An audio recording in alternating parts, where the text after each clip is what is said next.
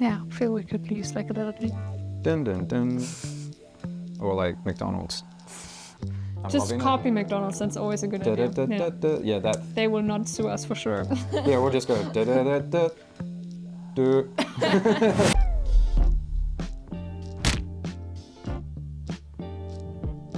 Hi, welcome to Manufacturing Matters, the manufacturing podcast about matters in manufacturing. Today I'm welcoming back Zoe. Yes. For the second time, which is great. It's exciting. And we'll be talking about change management. Zoe is the sales manager of the DACH region for Factbird. Lots and lots of experience working with large companies and small companies to help improve processes, reduce waste, increase productivity, and all of that good stuff. And through her time introducing new technology to these manufacturers, she's learned a lot of in the field about change management. So you have the theory, but you also have the practical application of it. And so today I'm going to ask her about how to do change management well, especially this sort of transitional type of change management where it's a new technology and new processes being introduced, because that's a lot of the challenge, not buying the technology, but actually getting people to use it. Okay. Yeah. And welcome, Zoe. Thank you. So the first question I'd like to ask you is, in your words, what is change management? Just to sort of set the scene a little bit. Yeah, I mean, I'm sure there's probably some really nice textbook definition of change management. Yeah. And it's also such a buzzword that's just getting thrown around, right? So I think if you want to wrap it up in like normal people's words, it's probably just the fact that, well, you know, our world is changing every day and people are naturally not welcoming change necessarily. So it's just a matter of getting people to accept change, actually embrace change and go with the flow instead of, you know, just completely closing off themselves. Resisting. Yeah, resisting, exactly. We are like very good at changing, but yeah, it's still difficult, especially like depending on the degree of change being experienced. Yeah. That's a good, really good definition. I'll write that in the article. We'll make it official, and then it will be textbook. Yeah. So then the next question I wanted to ask you is, why is change management important? I think especially in the manufacturing area, and if we talk about digitalization projects, change management is important because typically digitalization in manufacturing is a big change. Like a lot of companies still do everything very paper-based, right? Yeah, that's really surprising. Yeah, or Excel-based even, which they consider digital, but I mean, it's like it is digital. Somewhat digital, right? It's not like the full-blown live data kind of digital. Yeah.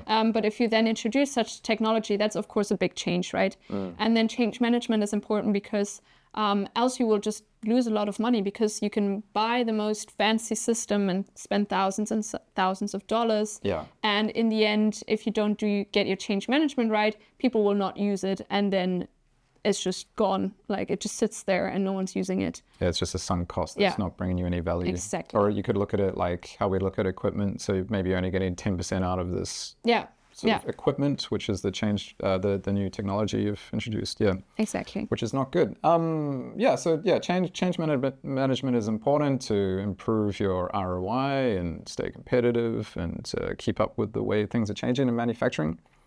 So then the big question is, how do you do it well? Yeah. What tips do you have? I think like the most part of change management is just communication. I mean, change management is all about getting people to change, and you typically don't get to that point by sending out an email.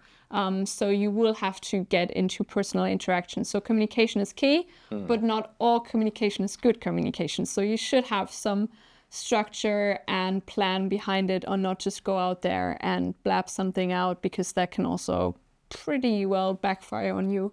Yeah. We're doing this now. Yeah. Let's see if it backfires. Yeah. You never know. No. So there's just like, based on my experience with such projects, there's just some best practices that you can apply that worked really well. And I think one of them is that stakeholder mapping is really important, right? What's that? Yeah, so if you have a big project where you introduce a new system, typically a lot of people in the organization will be affected by it, right? If we talk about a tool for machine data collection, it's typically the operators who will be affected by it because they will have to use it. It's your shift leaders that have to use it. It's your plant manager that has to use it. It's probably even like up to C-level management that will have to use it. Of course, they're all going to interact with it in a different way, but they will interact with it. So you want to make sure that you know exactly who will be affected and also in what way will they be affected. Yep. And then a best practice is to, because that's pretty common to do that, so that's good to have, but a best practice is to go a little bit further and already anticipate, okay, this is my stakeholder, they will be affected in way X, Y, Z. Yeah. What concerns could they have? And just like play with that a bit and anticipate, okay, if I was an operator, maybe my concern would be ABC, right? Yeah. So just think about it in a sensible way, right? We're all humans, we all follow some sort of logic. Anticipate that and then address that before those concerns even pop up in their own heads. So already before they think, oh, maybe this will make my work life more difficult, you should already come in and say like, hey, this is a new system. This will not make your life more difficult because... Yeah. And yeah, it sounds obvious, but it is important to think about how you phrase those things, right? Yeah. And of course, you can't anticipate every single sort of for sure objection people are going to have to new ways of doing things, but you can think of a lot of them beforehand, right? Yeah, exactly. And then they don't even have them stuck in the head because you already sort of cleared them out of the way. Yeah. Because as soon as they're there, it's typically very hard to sort of train that out of them again. That's a very good piece of advice. So think about the stakeholders and then try to map out the different types of objections that they will have. So from operators to boardroom to whoever. Ideally, somebody high up is the champion there. Is that another piece of advice that you'd have? I don't think that's like one-off thing you could say. I think that very much depends on the company. You could also have a champion further down. Yeah. But then what's really good advice is to just get a buy-in from everyone, right? Yeah. Make sure that everyone approves with the project, the objectives of the project, and so on, because else you will find this, oh, it's us versus them sort of a thing where people are like, let's say you have a stakeholder or like a champion higher up, right? And he decides we'll go with this project and you didn't actually, at least introduce your operators to it. They will be like, oh, it's them up in the boardroom that want us poor people now to do this, right? Dictating what to do. Exactly. Nobody and vice versa. Yeah. Like if you have someone more lower down, then you might risk that management says like, oh, them on the shop floor, they don't actually know what is good. They have no idea about business and so on. Yeah, so you need to connect those two perspectives. Yeah, really, exactly. Yeah. Just make sure that everyone's on the same page, everyone agrees to the project. And such a buy-in could be also very formal, right? Like if management writes out an email, says like, you guys wanted this, we're totally on board with you because of that reason. Or if then in Germany we have something called the Betriebsrat, right? The Workers' Council who represents the typical lower employees. Yeah, that's like a legal requirement, right? Once your business is a certain size or is a certain type of legal entity, then you have to have the Workers' Council. Yeah, exactly. And if they then put out an official letter to everyone saying like, okay, management wanted this, but we actually also think it's a good idea because of all these benefits for us. So it's good to have that formalized, even that buy-in. Yeah, I think that's a really good system in Germany. I guess a lot of other countries have it as well. But probably not like a requirement, but I think still, people in companies tend to sort of form such groups. Yeah, you can even see it in sports. And I'm not going to go into rugby. I'd love to do that in one episode, but the players totally union, relatable for manufacturing. It's like the players union is very important. So good. That's a really good piece of advice as well. Do you have any other tips? I think with that sort of getting the buy-in is actually sort of mapping out, again, also related to the stakeholder, mapping the sort of what's in it for me, because you are an organization and of course management is very highly motivated by getting the company more profitable and growing and so on. That might not be the individual motivation of your operators. No. They're there for their own personal motivation, which is probably not making the company more money, but others, right? Yeah. And that doesn't even have to always relate to money, right? Of course, a lot of people go to work because, well, they want to get their wage, right? And buy nice things with it. Yeah. So that could be a motivator. But other people are also motivated by, okay, I want to learn something new, or I want to grow myself. I want to move higher up in the organization, all those things. And that's always very personal, but as soon as there's concerns coming up, it's always good to ask that person, well, what do you want? And then sort of reflect that back on the project. Okay, how can this project actually help you in achieving that? Yeah. Yeah, it's been interesting visiting different manufacturing sites for me, seeing the range of people, especially with operators that working there, or also with the continuous improvement teams as well. But yeah, there's that sort of junior level person that's, it's a start to something in manufacturing, or maybe they're an immigrant and it's sort of hard to get other types of jobs, and that's a good way to get started in a country. Yeah. And then there's also people a bit older, and they're there to support their family, or maybe, the empty nest the kids have left or something, and it's something to do to stay busy and socialize and be around other people during the day. So it's, there's lots to consider there with the people that you're working with. Yeah, and we also do that when we go out and do operator trainings. We actually do tell them, okay, we know this is a data collection system. You're probably going to hate it because you think they want to have 24/7 surveillance of what you do on the line, right? That's particularly acute in Germany, isn't it? That sort of concern. Yeah, exactly. But then you should go in and say but this system actually has a personal benefit for you, because have you ever found yourself in a situation where you complain to your boss about a problem and he's just dismissing you? Well, here's your data to present that problem to him in numbers, so he cannot dismiss you anymore. Or, well, you're doing this manually all the time now. It's probably really annoying to just write down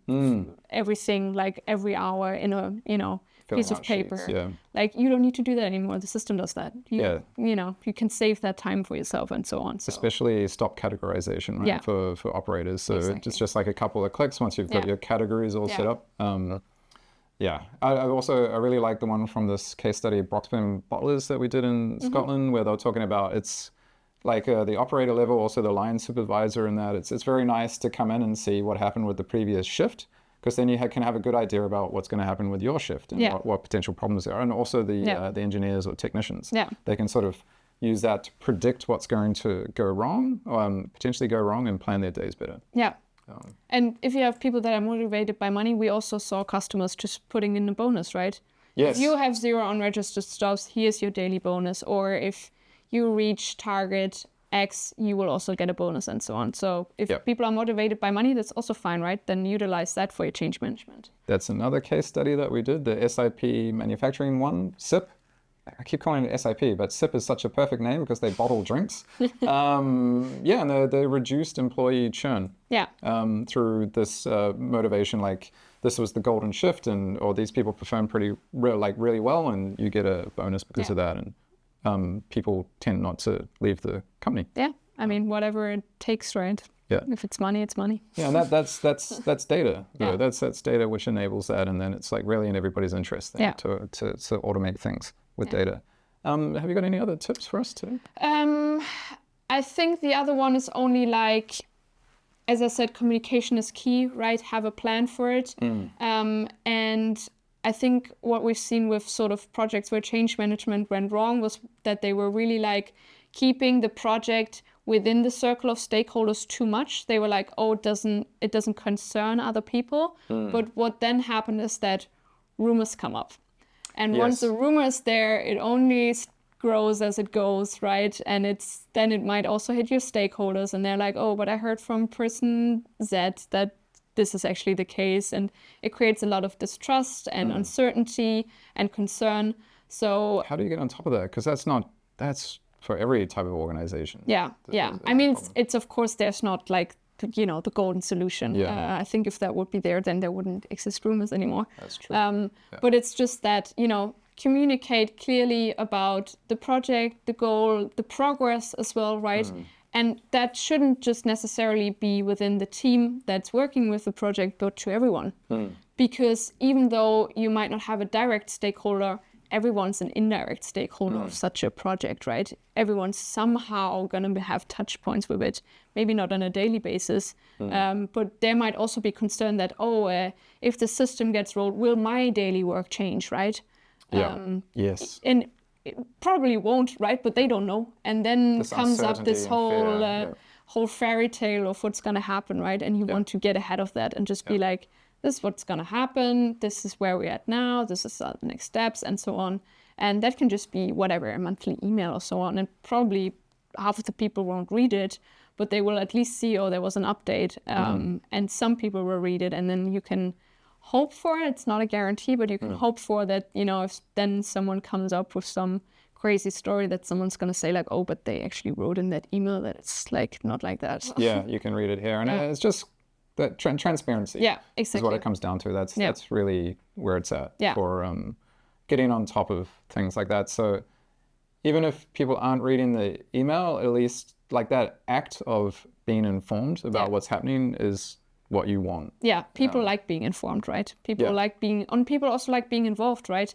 That's another tip. Like if you have your operators, people a lot of times to say like, oh, they just have to execute, whatever. Don't bother telling them anything or asking them anything. Yeah, that's a really actually bad way of doing it. Yeah, exactly. And like participation also creates a buy-in and a motivation in itself. And it's also like, of course, too much participation can also be bad, right? Then you have too many opinions and too many different sort of personas involved and so on. It doesn't have to be like, tell us what you need and we will do it. But it's like, here's a survey, tell us what you think, we will take it into consideration. And then people at least feel like they gave input, even though it's then not being used, they at least felt like, okay, I was heard, right? So if 80% of people say something, then you'll follow up on it, but you can't follow up on every single thing. And I've heard that from companies where, with the rollout of Factbird, especially across multiple sites when it's a multinational company,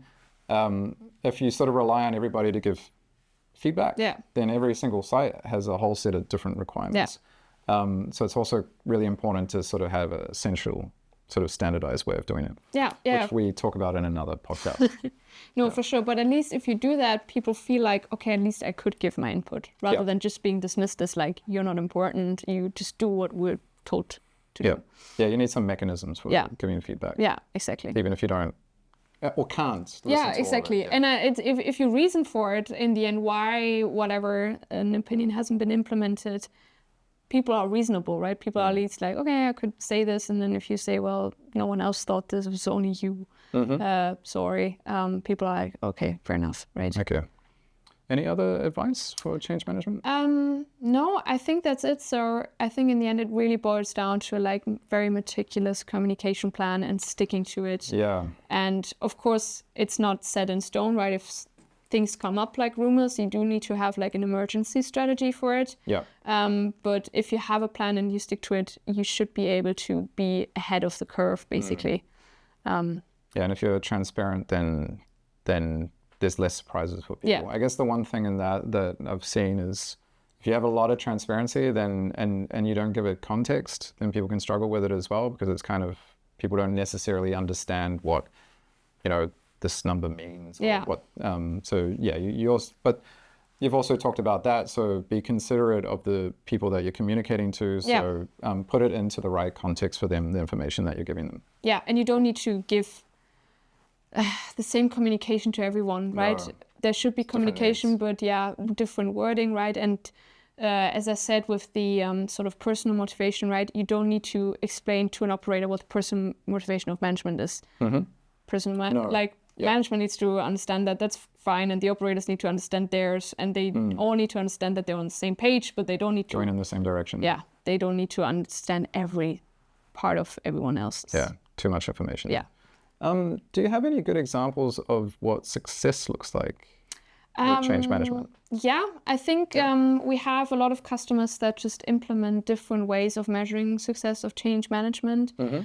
So some customers do actually do like, again, surveys on their operators on how happy they are with the system and like different aspects of it. And is it like an NPS, Net Promoter Score type? Yeah, sort of, but very simple. Like they just do it with smileys, literally. Like, nice. Happy, unhappy, or so it's like at the airport, neutral. Yeah, exactly. When you leave something, you exactly. System. And they do that on a daily basis, right? And then if they get a lot of negatives, they follow up on like, okay, what's happening here, right? So that's one thing. The other thing is just also checking in if whatever you try to do is actually working, and that can just be data-based, right? So if you implement a system, make sure, okay, how many people actually log in? How many sort of, for us, for example, stops get filled in, because that is a sign of people accepting the system and using it. How many reports are being set up in the system, and so on. So there's different things that you can check to see if the system is being used, because if the system is being used, clearly your change management worked. Yeah. Yeah, and that's really interesting. Yeah, especially for us, it's that stop sort of categorization. Yeah, that's sort of the first indicator. Yeah, if that's not happening, then all the data down the road exactly. doesn't work. Exactly. Okay, that's really good. Thanks for the practical advice on change management. That was super interesting. You're welcome. I look forward to our next chat on manufacturing matters, and we'll see you next time. It's so hot in this room. Yeah, it's so warm. I was also like,